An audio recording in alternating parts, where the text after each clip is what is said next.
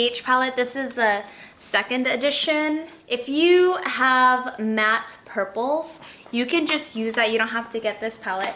And then for my hair, I curled with the Infinity 3/4 of an inch curling iron. And this one you can find at drugstores, and they're roughly around what, 14 or 15 bucks. Starting off with NYX Jumbo Pencil in Purple Velvet. And this is going all over my lid.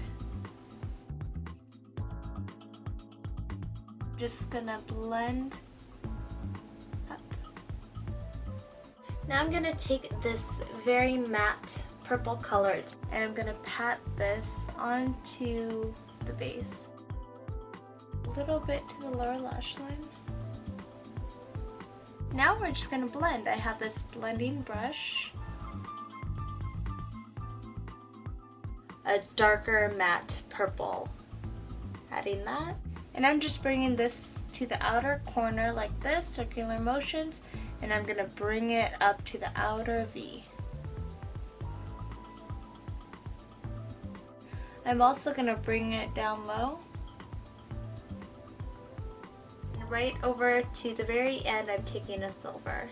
I'm gonna use Max Fix Plus to foil the eyeshadow to intensify the silver. And this is going right in the inner corner of the lower lash line. With liner by Maybelline.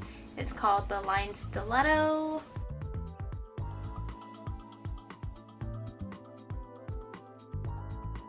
And then with a pencil liner, you're gonna line your lower outer half. I'm adding these false lashes. I'm sorry I don't remember the name of these, but they're just full false lashes. Right now I'm just wearing Revlon Color Stay foundation in True Beige. This one's for oily combination skin. Now I'm going to use the Mally Shimmer Shape and Glow palette to give my face more of a definition. So I'm going to start with the shader to contour. First I'm going to start off with my cheeks, and then I'm going to go with my temples, forehead, and so forth. This is one of my favorite like bronzer blushes. This is by NYX Ensemble, Bronze Ensemble. And I'm going to apply that to the apples of my cheeks and I'm bringing it up. I'm going to go with this matte lipstick by NYX. It's called Indie Flick. This is discontinued, I'm sorry, but it's called Cinched Up by MAC. Make sure you protect your hair with heat. Protectant. Then as always, I like to start off in layers, so that way it's just easier for me to curl my hair. I'm actually going to take a little bit of a larger section of hair. These aren't going to be too tiny.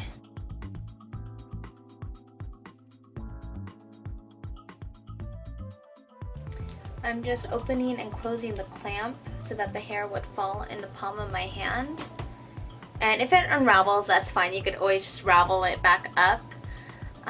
So you just take that, and then taking my clip, pinning it down so that there's still heat, and when it cools down, it holds its structure. I love this scent right now. It's the Bedhead Masterpiece.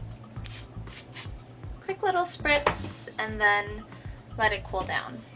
And yes, I am going to interchange the directions of the curls. So this is all you're going to do for a little bit. Remember, you're taking larger sections of hair, not small sections, because then you don't want it to look too much like a afro. Now that we reached the top section of the hair, I'm going to split my hair to the side. I'm going to curl outwards, but I'm not going to bring the curl all the way to the top. Okay, maybe midway, like so.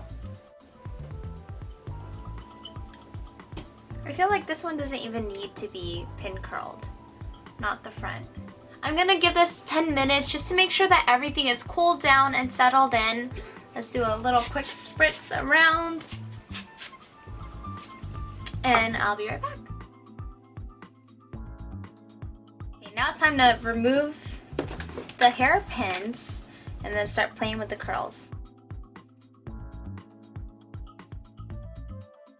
You should have something like these Goldilocks curls. So I'm gonna take each section, Gonna comb it and then back comb a little bit. See how it gives it all that volume. And I'm gonna twist it so it stays in the curl. Then with this side, and can you see the effect that combing with a brush will do, and just lightly back combing. I'm not even teasing, I'm just back combing lightly and then setting with hairspray. Now that the curls are done, I'm just gonna take 2 bobby pins, and it looks like what she did was pull her hair to the back on one side.